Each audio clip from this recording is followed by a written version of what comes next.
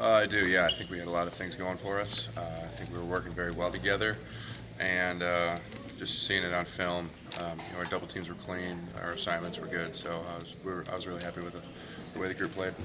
Ben, you guys have been saying, and yourself, kind of one of the main ones, talking about the development of the O-line. We saw 8 reserves get in there behind the 5 starters. What have you seen as just in terms of the development of not only starters but the depth behind it? Yeah, I mean, we've been saying it all year that we've all gotten a lot better. I know we always focus on the 5 starters, but everybody has been, and then being able to rotate some guys into the game, and as you saw, we never skipped a beat. Things were just still rolling, so that was really nice to see. What have you seen specifically? I mean, we saw Chuck, Jalen, Phillip. I mean, a lot of guys got in there. What have you seen specifically out of them? Yeah, I mean, Jalen's made huge strides. Coming in, especially as a freshman.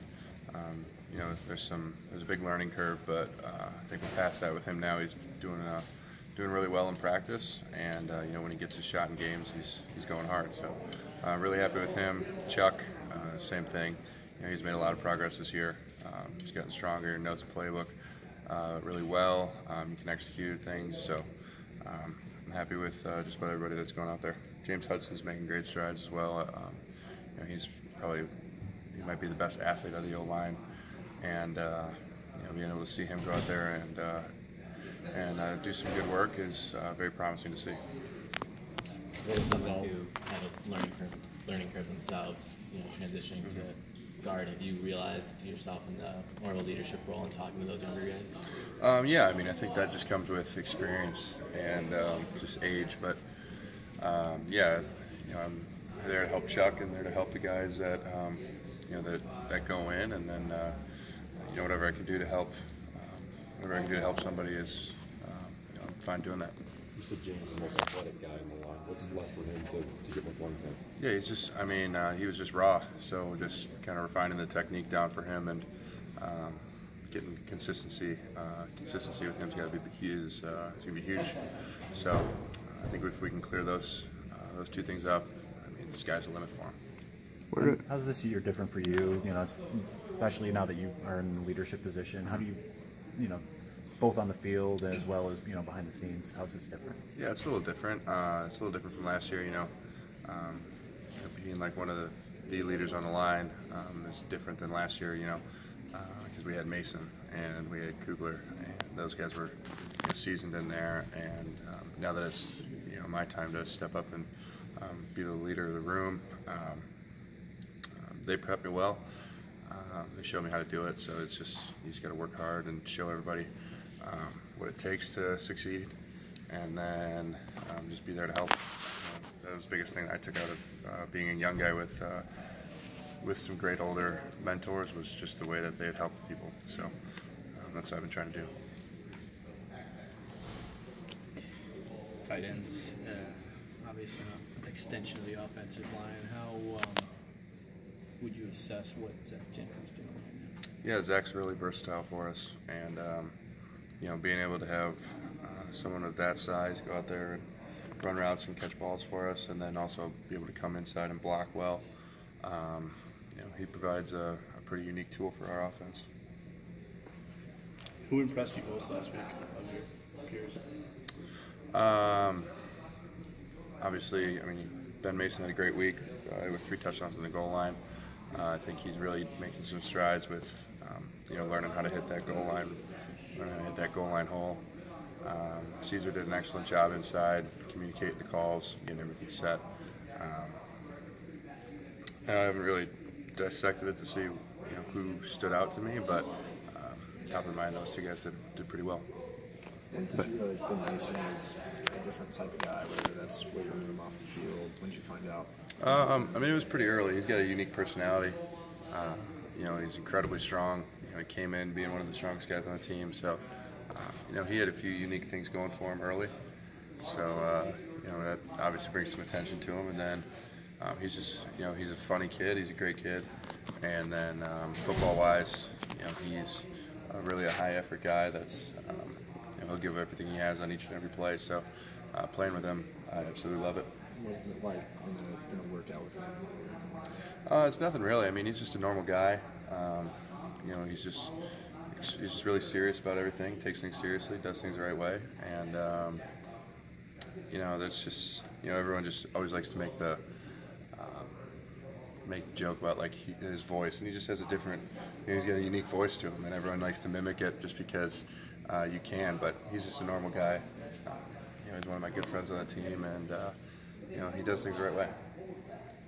And you mentioned with James, I'm looking at offensive line in general. From going from a guy that has raw talent to becoming a finished product, is that a more difficult process for offensive linemen? Because you guys don't always have like the measurable stats where you can track the progress on paper. What are you looking for progress-wise from going raw to finished product? Yeah, you're right. We don't have we don't have any stats to go with the work that we have, the work that we do. But just seeing it on film, I mean, if you're an lineman, you understand. You can see what you're doing well, what you're not doing well. James is obviously, like I said, an outstandingly athletic kid. And once he cleans up some technique things and gets the consistency down, it's going to be scary how far that kid can go. But measurables, you can't really measure it, but you can see it every single day when he's making progress, and he's made a ton of progress. If you were to watch film from this spring all the way up to now, it's night and day. So we're very pleased with the way he's coming along. You guys obviously want to be rock solid pass protecting, but have you seen on film times when maybe somebody's made a mistake and Shea has kind of made up for it with his feet? Absolutely. I mean, he's gotten us out of a few jams. Sometimes if there's a breakdown in the protection, he's able to get sneak away from it and still make a play. So that's huge for an offense, and especially as an lineman, we love it because it's one less sack on the board maybe. It can save us from a few, but just like everyone I've been saying. I mean, Shea's a special talent. He's got great feet, great vision, great instincts, and when he feels pressure, you can get away from it sometimes and make a play. So it's a nice safety valve to have back there. You've been here 3 years. Would you say this is the most complete this offense feels? I would, yeah. I like the way that things are going. I like the system that we're in. I think it really fits the type of players that we have, and everyone's really buying into it. How much of that? I mean, you just mentioned Shea.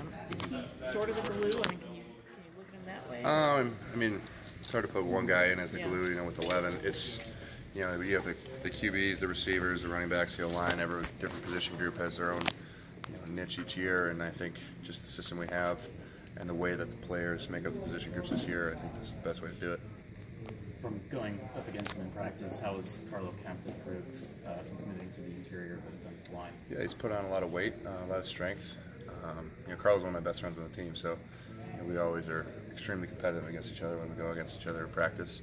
So it's fun to see him adopt a new position and start thriving at it. I mean, his technique's gotten different. He's trying to explain the difference between when he's on the edge and inside, and from what I can tell, he's doing really well. He's making a lot of great plays in practice, and then it's transitioning over into the games too. Have you seen sort of his technique from playing outside transition to the way he's playing on the inside? Yeah, I mean, he's got great hands, and I think he's using that inside as well now. How many special teams are you on? PAT field goal. Okay. Can you talk about the impact that those, just all of the special teams have made so far? No, it's something I really noticed in college was how great of a special teams unit we have just across the board. Coach Partridge, Coach Jay, they do a great job setting everything up. And a big thing for me is when we have kickoffs, we're consistently able to pin those guys behind the 20 if they decide to take it out. Our punt coverage rarely misses a beat. We're able to get big returns when we're receiving the ball. So it's great to see that, and I'm always very impressed with the way our special teams units come out. That was huge. That was a great play for us. Really, that was a big play for the team. And then being able to watch it on the sidelines, I thought he was going to get tackled at least 4 different times. I just saw Nebraska guys coming in, and then somehow found a way to slip through there, and then turn on the Jets at the end. And, obviously, once he got that last guy and a foot race to the corner, I knew he was going to get in there. So that was huge for the team, huge for the offense especially. And then obviously it's nice to see him make a great play. What was the sideline like when he hit the spin?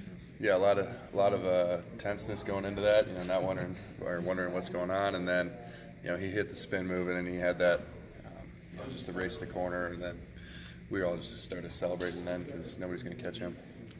Last winter, when there were rumors that Shea might come to Michigan, what do you remember thinking, and what were your impressions of Shea? Yeah, I was really excited. We had I wouldn't even call it a previous relationship, minimal. You know, he was at Ole Miss, and we talked one time about, you know, me possibly going down there, but it was just never going to happen. So I knew who he was, and he knew who I was, and we actually met at when he came on one of his recruiting trips. We were together, had dinner together, so we hit it off pretty well, and I was excited about, you know, the opportunity of him coming here. And then once it all became official, he was a great. You know, he's a great kid. I was really impressed with him on his trip, and then from a football standpoint, you know, we all knew what he could do down at Ole Miss, and having him here, I think he brings a new aspect to our offense, and he's made some great strides for us. What did you guys do on those recruiting trips, or what did you take? We were just at dinner. We just had dinner together and then hung out. So just got to know each other a little bit. You guys haven't been on the road, obviously, since the opener. How different of a team is this three games after that? I think we've matured a lot, and more than you should in 3 games. And obviously that's a good thing. So What does that mean, more than you should? well, just, you know, the way normal teams mature through the season, I think we are past you know, where we should be on paper.